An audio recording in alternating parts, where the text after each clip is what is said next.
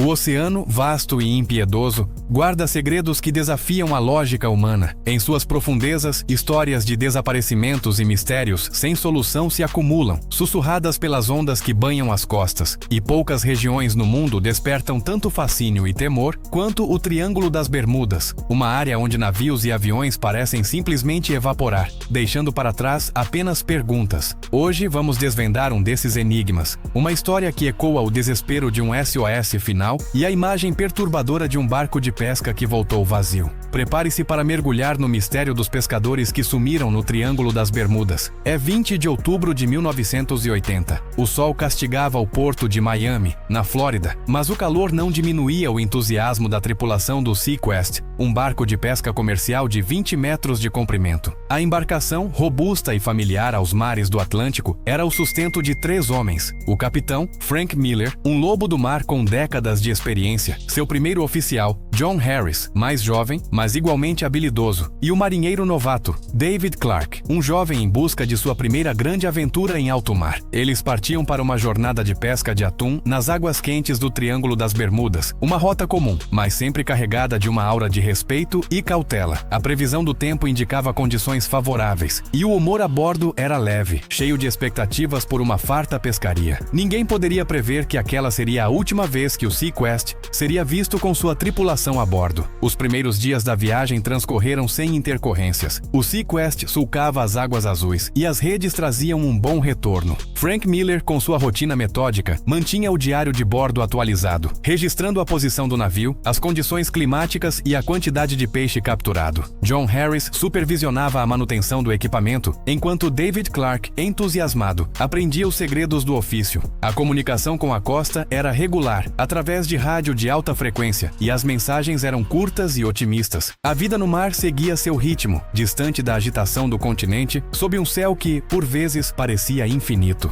No entanto, a calmaria seria brutalmente interrompida na noite de 23 de outubro. Às 23h17, o Centro de Coordenação de Resgate da Guarda Costeira dos Estados Unidos em Miami recebeu um sinal de socorro. A voz, distorcida pela estática, era a de Frank Miller. Seu tom era urgente, beirava o pânico. Mayday, Mayday, Mayday! Aqui é o SeaQuest. Estamos no Triângulo das Bermudas. Tempestade violenta. Estamos afundando. A água está entrando rápido. Repito, estamos afundando. Posição aproximada 26 nós 73 em Oslovo. Precisamos de ajuda imediata. A mensagem era clara, ainda que fragmentada. A guarda costeira prontamente iniciou os procedimentos de emergência. A posição indicada colocava o SeaQuest bem dentro da área conhecida como Triângulo das Bermudas, a cerca de 150 milhas náuticas a leste de Eleuthera, nas Bahamas. Uma tempestade não prevista com aquela intensidade parecia ter se formado de repente. Minutos depois, uma segunda transmissão, ainda mais fraca e carregada de desespero, foi captada. Era John Harris. O capitão, ele está ferido. A cabine de rádio está cheia d'água. Não conseguimos manter o barco. Os motores falharam. Estamos à deriva. A tempestade é gigantesca. Estamos perdendo o controle. Ajuda! Por favor, ajudem-nos! O som de gritos e o estrondo de ondas se chocando contra o casco do navio podiam ser ouvidos ao fundo. A voz de John se cortou abruptamente, substituída por um silêncio assustador. Foi o último contato. O SeaQuest havia desaparecido dos radares e das ondas de rádio. A guarda costeira lançou uma operação de busca e resgate em grande escala. Aeronaves de patrulha P-3 Orion, navios de resgate e até mesmo embarcações civis foram mobilizadas para a área indicada. As condições climáticas, conforme relatado, eram realmente severas. Ventos fortes e ondas de até 8 metros dificultavam as operações, mas a esperança de encontrar sobreviventes, ou pelo menos destroços, mantinha a equipe em alerta máximo. O tempo, no entanto, era um inimigo. Cada hora que passava diminuía as chances de resgate. Por 3 dias e 3 noites, a área foi vasculhada exaustivamente. Não havia sinal do SeaQuest, nem de seus 3 tripulantes. A família de Frank Miller, uma esposa e 2 filhos, aguardava notícias em Miami, atormentada pela incerteza. A noiva de John Harris, Sarah, mal conseguia dormir, agarrada à esperança de que ele pudesse ter sobrevivido em algum bote salva-vidas. Os pais de David Clark, orgulhosos de seu filho que se aventurava no mar, agora enfrentavam o pesadelo da ausência. A comunidade pesqueira de Miami sentia o peso do desaparecimento, uma uma lembrança sombria da imprevisibilidade do oceano. Então, na manhã do quarto dia, 27 de outubro, um avião da guarda costeira que fazia uma varredura a cerca de 80 milhas náuticas a leste da posição do último SOS, avistou algo. Era uma embarcação. Não havia sinais de fumaça, nem luzes, nem qualquer indicação de vida. Era o SeaQuest. A descoberta foi um choque. O barco não estava afundando, nem destruído.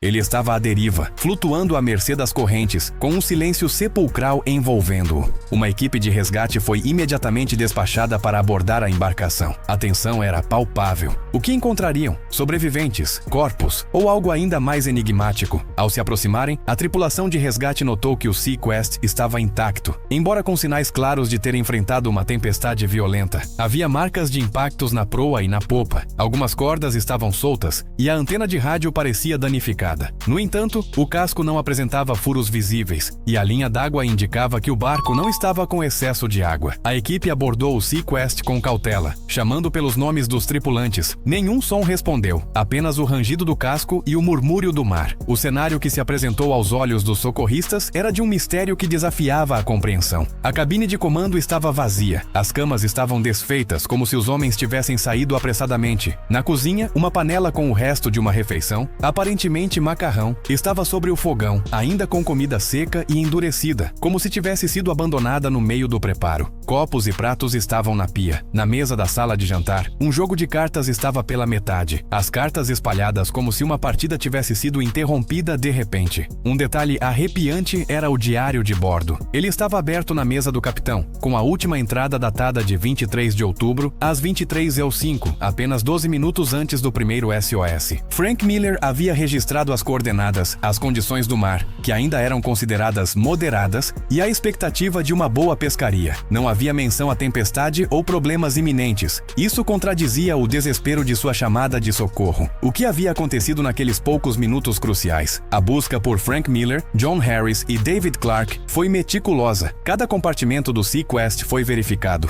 O porão de carga, onde o atum seria armazenado, estava vazio, o que indicava que a pescaria ainda não havia sido concluída. O bote salva-vidas, normalmente guardado no convés superior, também havia sumido. Isso oferecia um raio de esperança. Talvez eles tivessem conseguido escapar no bote. Mas para onde? E por que o SeaQuest estava flutuando, sem sinais de afundamento iminente, como Frank Miller havia desesperadamente relatado? A guarda costeira iniciou uma investigação aprofundada. O SeaQuest foi rebocado para Miami, onde passou por uma inspeção forense completa. Os motores foram examinados e, para surpresa de todos, estavam em condições de funcionamento, embora com algumas falhas elétricas que poderiam ter sido causadas pela tempestade ou por entrada de água na cabine. A cabine de rádio, embora danificada, não estava completamente inundada. As bombas de esgoto do navio estavam operacionais. Isso levantava uma questão fundamental. Se o barco não estava afundando, por que o capitão Miller enviou um SOS tão alarmante? E por que os homens o abandonaram? A hipótese inicial era que a tempestade, embora severa, não teria sido suficiente para afundar o SeaQuest. Talvez o medo e o pânico tivessem levado os tripulantes a superestimar o perigo. Eles poderiam ter decidido abandonar o navio no bote salva-vidas, na esperança de serem resgatados, e a tempestade os teria levado para longe. Mas se fosse esse o caso, por que não havia nenhum sinal do bote? E por que não houve mais chamadas de socorro após a última transmissão de John Harris? Mesmo que breve, testemunhos de outros marinheiros que estavam na área na mesma noite foram coletados. Alguns relataram ter enfrentado uma tempestade forte, mas nenhum descreveu uma situação de afundamento iminente como a descrita por Miller. As condições meteorológicas registradas por satélites e estações costeiras confirmaram a presença de uma tempestade tropical na região, mas sua intensidade não justificaria o pânico extremo e o desaparecimento completo de 3 homens experientes. A investigação se aprofundou na vida dos tripulantes. Frank Miller era conhecido por sua prudência e experiência. Era improvável que ele se deixasse levar pelo pânico sem um motivo real. John Harris era um homem calmo e racional. David Clark, o mais jovem, poderia ter ficado assustado, mas sua inexperiência não explicaria o abandono de um navio que, aparentemente, ainda poderia ser salvo. Não havia registros de dívidas, problemas familiares ou motivos aparentes para que os homens tivessem planejado um desaparecimento voluntário. A ideia de motim foi brevemente considerada, mas descartada pela ausência de qualquer evidência de conflito a bordo.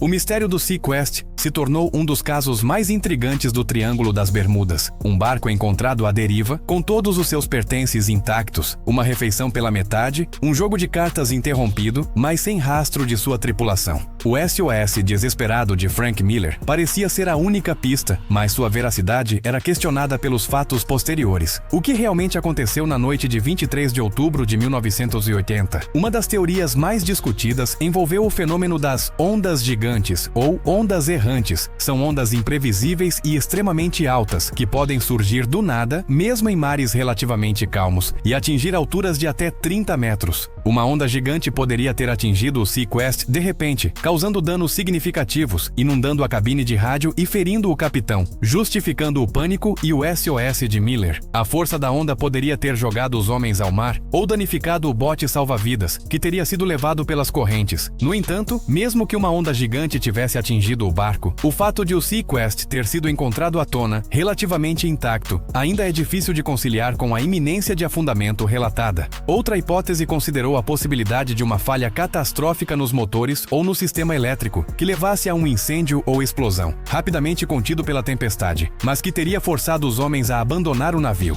No entanto, a inspeção forense não encontrou evidências de incêndio ou explosão a bordo. Os motores estavam com problemas, mas não em estado de destruição. A teoria de que os homens foram abduzidos por alguma força desconhecida, talvez extraterrestre, ou por algum fenômeno paranormal peculiar ao Triângulo das Bermudas, é popular entre os entusiastas de mistérios. A ausência de corpos, a interrupção abrupta da vida a bordo e a contradição entre o SOS e o estado do navio alimentam essa linha de pensamento. No entanto, para um canal que busca uma abordagem responsável, essa hipótese, embora intrigante, carece de qualquer evidência verificável. A explicação mais plausível, embora ainda carregada de lacunas, é a de uma combinação infeliz de eventos. Uma tempestade inesperada e violenta pode ter atingido o SeaQuest com uma força maior do que a percebida pelos observadores externos. O barco pode ter sido seriamente danificado, a ponto de o capitão Miller acreditar que estava afundando, mesmo que posteriormente o casco tenha se estabilizado. O pânico, em alto mar, pode levar a decisões precipitadas. A falha dos motores e do rádio, relatada por John Harris, teria isolado o SeaQuest e sua tripulação. Eles poderiam ter lançado o bote salva-vidas na escuridão e no caos da tempestade, na esperança de um resgate que nunca veio.